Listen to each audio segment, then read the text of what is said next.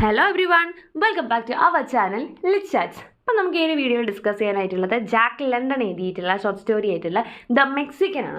അപ്പോൾ അതിൻ്റെ ടൈറ്റിലിൽ തന്നെ നമുക്ക് മെക്സിക്കൻ എന്ന ടേം കാണുമ്പോൾ തന്നെ നമുക്കറിയാം മെക്സിക്കൻ പീപ്പിൾ അല്ലെങ്കിൽ മെക്സിക്കോയിൽ ജീവിക്കുന്ന ആളുകളുമായിട്ട് റിലേറ്റഡ് ആയിട്ടുള്ള എന്തൊരു ചാപ്റ്ററാണ് നമുക്ക് മനസ്സിലാവും അല്ലേ. അപ്പോൾ ജസ്റ്റ് നിങ്ങൾ ഇത്ര മാത്രം ഇൻട്രൊഡക്ഷൻ ആയിട്ട് അറിഞ്ഞേക്കുക. അതായത് മെക്സിക്കൻ റവല്യൂഷനെ ബേസ് ചെയ്തുകൊണ്ട് അല്ലെങ്കിൽ അതിൻ്റെ ഒരു പശ്ചാത്തലത്തിലാണ് ഈ ഒരു കഥ എഴുതപ്പെട്ടിട്ടുള്ളത് എന്നുള്ള ആദ്യം ശ്രദ്ധിക്കാം. അതേപോലെ തന്നെ ആ ഒരു കാലഘട്ടത്തിൽ അവിടുത്തെ ഗവൺമെൻറ്റിൻ്റെ പലതരത്തിലുള്ള ഇൻജസ്റ്റിസുകൾ അതേപോലെ തന്നെ അവർക്ക് ലഭിക്കേണ്ടിയിരുന്ന ഫ്രീഡം അവിടുത്തെ സാധാരണക്കാരായ ജനങ്ങൾക്ക് ലഭിക്കാതെ പോകുന്നൊരവസ്ഥ, അവർക്ക് ഫേസ് ചെയ്യേണ്ടി വരുന്ന ഒരുപാട് പ്രശ്നങ്ങൾ, ഓപ്പറേഷൻസ് അങ്ങനെ ഒരുപാട് കാര്യങ്ങളിൽ നിന്നൊക്കെയും അവർ സ്വയം അവരെ പ്രതിരോധിക്കാൻ വേണ്ടിയിട്ട് അല്ലെങ്കിൽ അവർക്ക് പ്രതിരോധം തീർക്കാൻ വേണ്ടിയിട്ട് അവർ സ്വയം ഒരു ഗ്രൂപ്പ് ഫോം ചെയ്യുകയാണ്. മെക്സിക്കൻ പീപ്പിൾ ഒരു ഗ്രൂപ്പ് ഫോം ചെയ്യുകയാണ്. അപ്പോൾ അതിനെയാണ് ഹ്യൂണ്ട റവല്യൂഷണറിയ മെക്സിക്കാന എന്ന് പറയുന്ന ഒരു ടേം നമ്മുടെ ടെക്സ്റ്റ് ബുക്കിനകത്ത് അല്ലെങ്കിൽ നമ്മുടെ ഈ ഒരു ചാപ്റ്ററിനകത്ത് ഈ സ്റ്റോറിക്കകത്ത് വരുന്നുണ്ട്. അപ്പോൾ ആ ഒരു ഗ്രൂപ്പ് പെട്ട ഒരാളുടെ കഥയാണ് നമുക്ക് ഇതിനകത്ത് മെയിനായിട്ടും പഠിക്കാനായിട്ടുള്ളത്.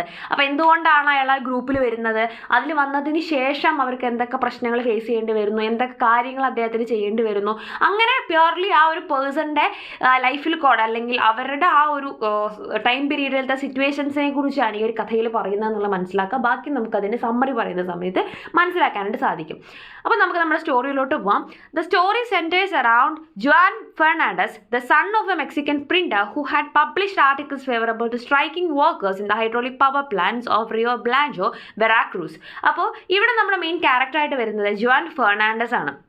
അപ്പം അദ്ദേഹത്തിന് ഇവിടെ 2 പേരുകൾ വരുന്നുണ്ട്. ഞാൻ ബോൾഡ് ആക്കിയിട്ടുള്ളതാണ്. ഒന്ന് അദ്ദേഹത്തിൻ്റെ ഒരു സ്യൂഡോണിയം പോലെ വരുന്നുണ്ട്, അദ്ദേഹത്തിന് പേര് മാറിയിട്ട് ജീവിക്കേണ്ട ഒരു അവസ്ഥ വരുന്നുണ്ട്. അപ്പോൾ ഒറിജിനൽ നെയിമും രണ്ടാമത്തെ ഒരു നെയിമും വരുന്നുണ്ട്.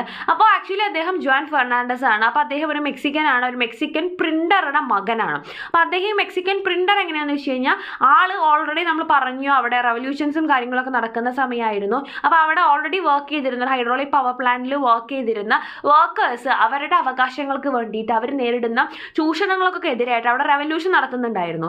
അപ്പോൾ ആ വർക്കേഴ്സിനെ സപ്പോർട്ട് ചെയ്തുകൊണ്ട് ആ ഒരു പ്രിൻ്റർ ആയിട്ടുള്ള നമ്മുടെ ജുവാൻ ഫെർണാണ്ടസിൻ്റെ അച്ഛനായിട്ടുള്ള മെക്സിക്കൻ പ്രിൻ്റർ ആയിട്ടുള്ള വ്യക്തി എന്ത് ചെയ്തിട്ടുണ്ടായിരുന്നു, കുറച്ച് ആർട്ടിക്കിളുകൾ ഇറക്കിയിട്ടുണ്ടായിരുന്നു. അതായത് ഈ വർക്കേഴ്സിനെ സപ്പോർട്ട് ചെയ്തുകൊണ്ട് കുറച്ച് ആർട്ടിക്കിളുകൾ ഇറക്കിയിട്ടുണ്ടായിരുന്നു.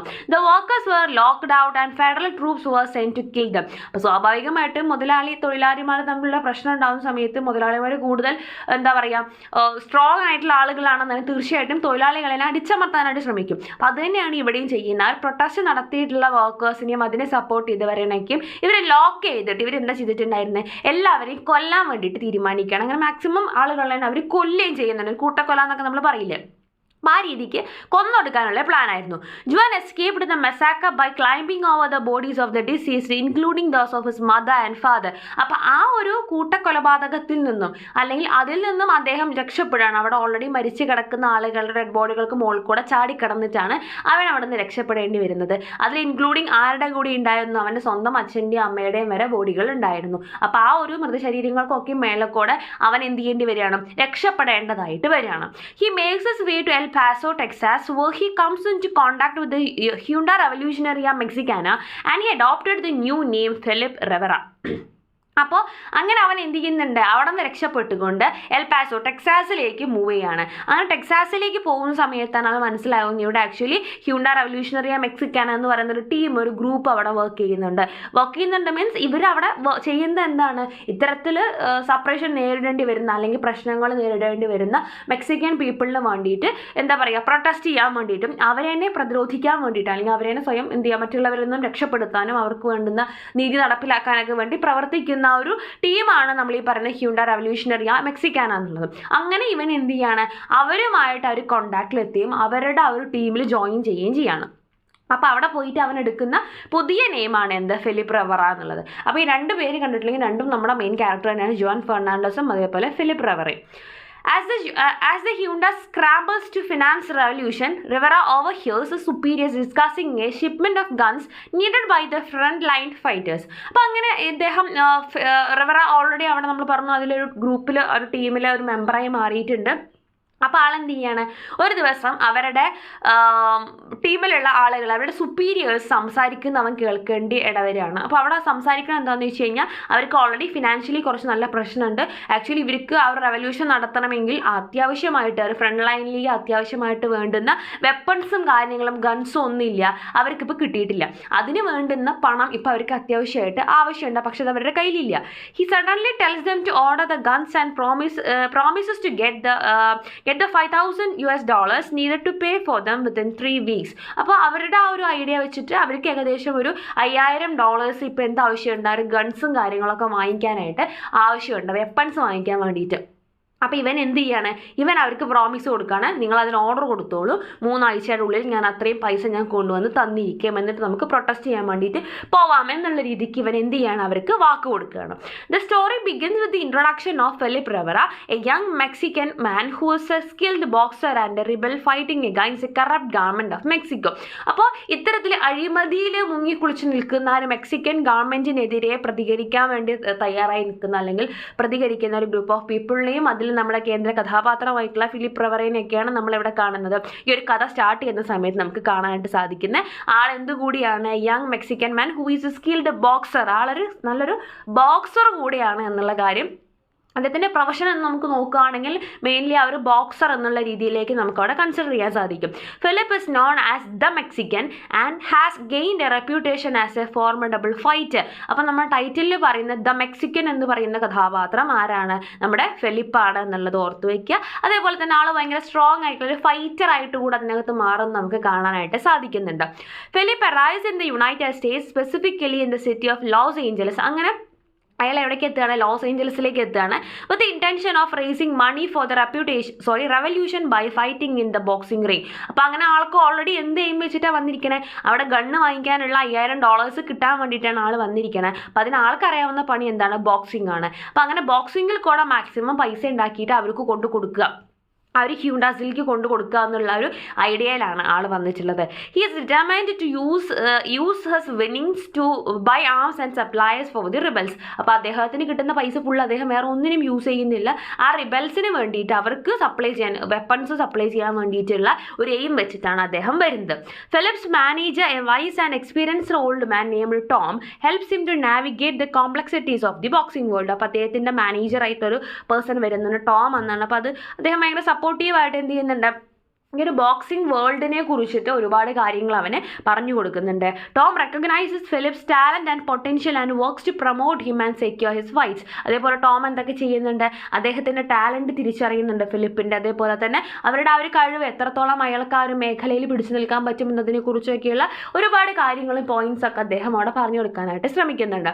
As Philip's reputation grows he becomes a target for the American boxing establishments. അപ്പോൾ ഇങ്ങനെ ഒരുപാട് മത്സരങ്ങളിലും കാര്യങ്ങളിലൊക്കെ പങ്കെടുത്ത് ഫിലിപ്പ് ഇങ്ങനെ വിൻ ചെയ്ത് വരുന്നത് കാണുമ്പോൾ സ്വാഭാവികമായിട്ടും അമേരിക്കൻസിന് എന്ത് ചെയ്യാണ്, അത് അത്ര ഇങ്ങനെ സുഖിക്കുന്നില്ല. കാരണം അവരുടെ നാട്ടിൽ വന്നിട്ട് ഒരു മെക്സിക്കനായിട്ട് ഒരാൾ വന്നിട്ട് അവരുടെ ആളുകളെ തന്നെ ഫൈറ്റ് ചെയ്ത് ജയിക്കണു, അവരുടെ നാട്ടിൽ വലിയൊരു പേരെടുത്ത് വരുന്നു എന്നൊക്കെ പറയുമ്പോൾ അവർക്ക് അതിലെന്താണ് ഒരു ഈഗോ സ്വാഭാവികമായിട്ടും അവിടെ ഫോം ചെയ്യുന്നുണ്ടായിരുന്നു. The Americans are determined to defeat Philip and prove the superiority over the Mexican fighter. അപ്പോൾ അവരെന്ത് തീരുമാനിക്കുകയാണ്, ഫിലിപ്പിനെ എന്ത് വന്നു കഴിഞ്ഞാലും തോൽപ്പിക്കണം. അപ്പോൾ അതിന് വേണ്ടിയിട്ട് അവരെന്ത് ചെയ്യണം, മെക്സിക്കൻ ഫൈറ്റർ എന്തായാലും ഞങ്ങളുടെ നാട്ടിൽ വന്നിട്ട് എന്ത് ചെയ്യണ്ട, ജയിക്കണ്ട എന്നൊരു പ്ലാനിലേക്ക് അമേരിക്കൻസ് എത്തുകയാണ്. Riviera pace A visit Michelle Kelly, a boxing promoter who has brought the promising contender Danny Ward in from New York. അപ്പോൾ ആൾ എന്ത് ചെയ്യുന്നുണ്ട്, നമ്മൾ റിവറ പോയിട്ട് നമ്മുടെ മിഷേൽ കെല്ലി എന്ന് പറയുന്ന ഒരു വ്യക്തിനെ പോയിട്ട് മീറ്റ് ചെയ്യുന്നുണ്ട്. അദ്ദേഹം ഒരു ബോക്സിംഗ് പ്രൊമോട്ടറാണ്. ആളെന്താ ചെയ്യണമെന്ന് വെച്ച് കഴിഞ്ഞാൽ ആൾ ആക്ച്വലി ഡാനി വാർഡ് എന്ന് പറയുന്ന അവിടുത്തെ മെയിനായിട്ടുള്ള അല്ലെങ്കിൽ പ്രമുഖനായിട്ടുള്ള ഒരു ബോക്സർ ഉണ്ട്. അപ്പോൾ ആളുമായിട്ടൊക്കെ അല്ലെങ്കിൽ ഇയാളുമായിട്ടൊക്കെ കണക്ഷൻസ് ഉള്ള അല്ലെങ്കിൽ അവരെ ആ ഒരു മേഖലയിലേക്ക് കൊണ്ടുവന്ന രീതിക്ക് അത്രയും ഇമ്പോർട്ടൻ്റ് ആയിട്ടുള്ളൊരു വ്യക്തിയാണ് നമ്മുടെ കെല്ലി എന്ന് പറയുന്നത്. Watch scheduled opponent has broken his arm and is unable to fight. അപ്പോൾ ഓൾറെഡി നമ്മുടെ വാർഡിൻ്റെ ഡാനി വാർഡിന് ഓപ്പോസിറ്റായിട്ട് മത്സരിക്കേണ്ടിയിരുന്ന വ്യക്തി ഒരു അപകടം സംഭവിച്ചിട്ട് ഇരിക്കുകയാണ്. അപ്പോൾ ആൾക്ക് എന്ത് ചെയ്യാൻ സാധിക്കില്ല, ഇയാൾക്കെതിരെ മത്സരിക്കാൻ സാധിക്കില്ല. Rivera offers to take his place, insisting on a winner-take-all contract. Once he lost that, the prize money will be more than enough to afford the guns. അപ്പോഴാണ് നമ്മുടെ ഇവർ അറിയുന്നത് ആക്ച്വലി ഇവർ ഗൺസ് വാങ്ങിക്കാൻ വേണ്ടിയിട്ട് ഇപ്പോൾ എത്ര രൂപയെ വേണ്ടുള്ളൂ, $5000 എന്നാണ് പറഞ്ഞിട്ടുള്ളത്. അതിനേക്കാൾ വലിയ തുകയാണ് ഇതിൽ ജയിച്ചിട്ടുണ്ടെങ്കിൽ അവന് കിട്ടാൻ പോകുന്നത്. അതിൻ്റെ ഒരു കോൺട്രാക്ട് അനുസരിച്ചിട്ട് ജയിക്കുന്ന ആൾക്ക് ആ പൈസ മുഴുവൻ കിട്ടും. അതിന് വേറെ ഇടനിലക്കാരും കാര്യങ്ങളൊന്നും ഇല്ലാതെ ഡയറക്റ്റ്ലി ആൾക്ക് കിട്ടും എന്നുള്ളൊരു ഇൻഫോർമേഷനാണ് അവന് കിട്ടിയിട്ടുള്ളത്. അപ്പോൾ അവൻ എന്ത് ഡിസൈഡ് ചെയ്യണം, നമ്മുടെ വാർഡിന് എതിരെയായിട്ട്, ഡാനി വാർഡിന് എതിരെയായിട്ട് ആ ഒരു മത്സരിക്കാൻ നിന്ന ആൾക്ക് അപകടം പറ്റിയല്ലോ. അപ്പോൾ അയാൾക്ക് പകരമായിട്ട് നമ്മുടെ ഫിലിപ്പ് എന്ത് ചെയ്യാണ്, അവൻ മത്സരിക്കാൻ വേണ്ടിയിട്ട് പ്ലാൻ ചെയ്യണം. Rivera holds his own against Ward and manages to knock him down several times despite the crowd's dislike of Rivera and the referee's active intercession of Ward's behalf. അപ്പോൾ അങ്ങനെ എന്ത് ചെയ്യുന്നുണ്ട്, ഇവർ ആ ഒരു ഫൈറ്റിൻ്റെ ടൈമിൽ എന്താ പറയുക, ഫൈറ്റ് സ്റ്റാർട്ട് ചെയ്യുന്നുണ്ട്. ആ ഒരു സമയത്തൊക്കെയും അവന് മനസ്സിലാക്കാൻ സാധിക്കുന്നത് വെച്ച് കഴിഞ്ഞാൽ ആ ഒരു ക്രൗഡ് ഫുൾ അവനെതിരാണ്. കാരണം അവിടെ ഉള്ളത് ഫുൾ എന്താണ്, അമേരിക്കൻ പീപ്പിളാണ്. അപ്പോൾ അവരുടെ ഇടയിൽ ഒരു മെക്സിക്കൻ എന്നുള്ള രീതിയിൽ ഇവൻ എപ്പോഴും എന്താണ്, ആ ഒരു റേഷ്യലായിട്ടുള്ള അല്ലെങ്കിൽ അവരുടേതായിട്ടുള്ള എല്ലാ ഡിസ്ക്രിമിനേഷൻസും അവനെതിരെ കാണിക്കുന്നുണ്ടായിരുന്നു. എന്നിരുന്നാലും അതിൻ്റെ കൂടെ തന്നെ എന്തും അവന് ഫേസ് ചെയ്യേണ്ടി വരികയാണ്. ആ ഒരു ക്രൗഡിൻ്റെ ഡിസ്ലൈക്ക് ഓൾറെഡി നമുക്കുണ്ട്. ചുറ്റുപാടുള്ള ആളുകൾ ഫുൾ അവനോട് ദേഷ്യമുള്ളവരാണ്. മാത്രമല്ല റെഫറി പോലും എന്ത് ചെയ്യുന്നുണ്ട്, അവൻ ജയിക്കുമെന്ന് കാണുന്ന സ്ഥലങ്ങളിലൊക്കെയും അയാൾ എന്ത് ചെയ്യണം, അതിൻ്റെ ഇടയിൽ കയറുന്നതായിട്ട് അവന് കാണാനായിട്ട് സാധിക്കും. അതായത് ഇൻക്ലൂഡിങ് റെഫറി വരെ എന്താണ്, അവനെ സപ്പോർട്ട് ചെയ്യുന്നില്ല, മറിച്ച് വാർഡിനെയാണ് സപ്പോർട്ട് ചെയ്യുന്നതെന്ന് അവന് മനസ്സിലാവുകയാണ്. During the fight Rivera learns that Kelly has bet heavily against him and refuses to take a dive even after Kelly offers to help advance his boxing career. അപ്പം അതിന് ശേഷമാണ് അവന് മനസ്സിലാവുന്നത്, കുറച്ച് ടൈം കഴിഞ്ഞപ്പോഴാണ് അവന് മനസ്സിലാവുന്നത് ആക്ച്വലി ഇവനെ കൊണ്ടുവന്നിട്ടുള്ള കെല്ലി പോലും എന്താ ചെയ്തിട്ടുള്ളത്, ഇവനെതിരെയാണ് ബെറ്റ് ചെയ്തിട്ടുള്ളത്. അതായത് ഇവൻ തോൽക്കുമെന്നുള്ള രീതിക്കാണ് ബെറ്റ് ചെയ്തിട്ടുള്ളത്. കാരണം അവരാരും വിശ്വസിക്കുന്നില്ല, മെക്സിക്കനായിട്ട് ഒരാൾ ഇത്രയും വലിയ വാർഡിനെ പോലത്തെ ഒരാളെ തോൽപ്പിക്കുമെന്ന് അവരാരും വിശ്വസിക്കുന്നില്ല. അവൻ്റെ ഒരു ഡെഡിക്കേഷനിലോ അവൻ്റെ പൊട്ടൻഷ്യലിലോ ഒന്നും അവർക്കാർക്കും വിശ്വാസമില്ല. In the 17th round, spurred by visions of vengeance against his parents' killers, he knocks Ward out and wins the money needed to pay for the guns and to keep the revolution going. അപ്പോൾ എന്തായാലും last റൗണ്ടൊക്കെ ആയപ്പോൾ 17th റൗണ്ടൊക്കെ ആയപ്പോഴേക്കും ഇവൻ എന്ത് ചെയ്യാണ്, സ്വന്തം പാരൻസിനെ കൊന്നതിനുള്ള ദേഷ്യവും അതേപോലെ ആളുകൾ അവനോട് കാണിക്കുന്ന റേഷ്യലായിട്ട് വരുന്ന അവൻ്റെ ആ ഒരു വെഞ്ചൻസും കാര്യങ്ങളും ഒക്കെ കൂടി കണ്ടിട്ട് ഇവൻ എന്ത് ചെയ്യാണ്, ആ ഒരു നമ്മൾ സാധാരണ നമ്മുടെ സിനിമകളിലൊക്കെ കണ്ടിട്ടില്ല, ആദ്യമൊക്കെ ഒരുപാട് വീണ് പോകുന്ന ഹീറോ എന്ത് ചെയ്യും, അവസാനം ആകുമ്പോഴേക്കും എഴുന്നേറ്റ് വരുന്ന കണ്ടിട്ടില്ലേ, സെയിം സംഭവം തന്നെയാണ് ഇവിടെ ഉണ്ടാവുന്നത്. അപ്പോൾ ആളെന്ത് ചെയ്യാൻ ലാസ്റ്റ് ആയപ്പോഴേക്കും നമ്മുടെ വാർഡിനെ വീഴ്ത്തുന്നതാണ് നമുക്കവിടെ കാണാൻ സാധിക്കുന്നത്. എന്നിട്ട് കിട്ടുന്ന ആ ഒരു പൈസയും കൊണ്ട് അവൻ എന്ത് ചെയ്യാണ്, പേ ഫോർ ദ ഗൺസ് വാങ്ങിക്കാൻ വേണ്ടിയിട്ട് അവൻ പോകുന്നുണ്ട്. And to keep the revolution going, അങ്ങനെ ആ ഒരു റെവല്യൂഷൻ കണ്ടിന്യൂ ചെയ്യാൻ വേണ്ടി സപ്പോർട്ട് ചെയ്യുന്നു, അല്ലെങ്കിൽ ആ ഒരു റെവല്യൂഷൻ അവിടെ തുടർന്ന് പോകുന്നത് നമുക്ക് കാണാൻ സാധിക്കുന്നുണ്ട്. The story ends with Philip's determination and courage inspiring others to join the fight for freedom and justice. അപ്പോൾ ഇവിടെ നമുക്ക് എന്തൊക്കെ കാണാൻ പറ്റുന്നുണ്ട്, ഫിലിപ്പിൻ്റെ ആ ഒരു ധൈര്യം, അതേപോലെ തന്നെ മറ്റുള്ളവർക്ക് അതൊരു എന്താ പറയുക, വല്ലാത്തൊരു സപ്പോർട്ടാണ് അല്ലെങ്കിൽ ഇൻസ്പിറേഷനാണ്. എന്തിനു വേണ്ടിയിട്ട്, നമുക്ക് കിട്ടേണ്ടുന്ന ഫ്രീഡത്തിനും ജസ്റ്റിസിനും വേണ്ടിയിട്ട് നമ്മൾ ഫൈറ്റ് ചെയ്യണമെന്നുണ്ടെങ്കിൽ ഫൈറ്റ് ചെയ്യുക തന്നെ വേണം. അത് നമുക്ക് എന്ത് നഷ്ടപ്പെട്ടാലും നമ്മളതൊന്നും കാര്യമാക്കേണ്ടതില്ല എന്നുള്ളൊരു മെസ്സേജാണ് അദ്ദേഹത്തിൻ്റെ ലൈഫ് കൂടെ തരുന്നത്. അപ്പോൾ ഇതിൽ ഒരുപാട് തീംസ് കാര്യങ്ങളൊക്കെ വരുന്നുണ്ട്, നമുക്കറിയാവുന്ന കാര്യമാണ്. അദ്ദേഹത്തിൻ്റെ ഐഡൻറ്റിറ്റീനെ ബേസ് ചെയ്തിട്ട് ഒരുപാട് കാര്യങ്ങൾ നമുക്ക് അതിനകത്ത് പറയാം. ആക്ച്വലി അദ്ദേഹത്തിന് ട്രൂ ഐഡൻറ്റിറ്റി വെച്ച് അദ്ദേഹത്തിന് അവിടെ നിൽക്കാൻ പറ്റുന്നില്ല. ട്രൂ ഐഡൻറ്റിറ്റിയിൽ നിൽക്കുമ്പോൾ അദ്ദേഹത്തിന് ഫേസ് ചെയ്യേണ്ട പ്രശ്നങ്ങൾ കാര്യങ്ങളൊക്കെ പറയുന്നുണ്ട്. പിന്നെ റേസിസം പോലത്തെ കാര്യങ്ങൾ വരുന്നുണ്ട്. അപ്പോൾ ഇത്തരത്തിലുള്ള ഒരുപാട് ആ ഒരു എന്താ പറയുക വിവേചനം കാണിക്കുന്ന തരത്തിലുള്ള എന്താ പറയുക അമേരിക്കൻ പീപ്പിളിൻ്റെ ഒരു ആറ്റിറ്റ്യൂഡ്, അതേപോലെ തന്നെ ഗവൺമെൻറ്റിൻ്റെ ആ ഒരു എന്താ പറയുക നെഗറ്റീവായിട്ടുള്ള എങ്ങനെയാണോ അവരുടെ ആളുകളെ ട്രീറ്റ് ചെയ്യേണ്ടത്, അങ്ങനെയല്ലാതെ അഴിമതിയിൽ കറപ്റ്റഡ് ആയിട്ടുള്ള ഒരു ഗവൺമെൻറ്റിൻ്റെ സിറ്റുവേഷൻസ്, അതിന് വേണ്ടിയിട്ട് സ്വന്തം ജസ്റ്റിസിനും ഫ്രീഡത്തിനും വേണ്ടിയിട്ട് ഫൈറ്റ് ചെയ്യേണ്ടി വരുന്ന ഒരു കൂട്ടം ജനതയുടെ അവസ്ഥ, ഇതൊക്കെയും അതിൻ്റെ തീംസ് ആയിട്ട് നമുക്ക് പറയാവുന്നത്. അപ്പോൾ അങ്ങനെ നോക്കുമ്പോൾ നമുക്ക് അത്യാവശ്യം ഒരു ഡെപ്തുള്ള ഒരു വലിയൊരു ചാപ്റ്ററാണ് ഇത് എന്നുള്ളത് അതിൻ്റെ സീരിയസ്നെസ്സിൽ തന്നെ എടുത്തിട്ട് പഠിക്കാനായിട്ട് ശ്രദ്ധിക്കുക കേട്ടോ. താങ്ക്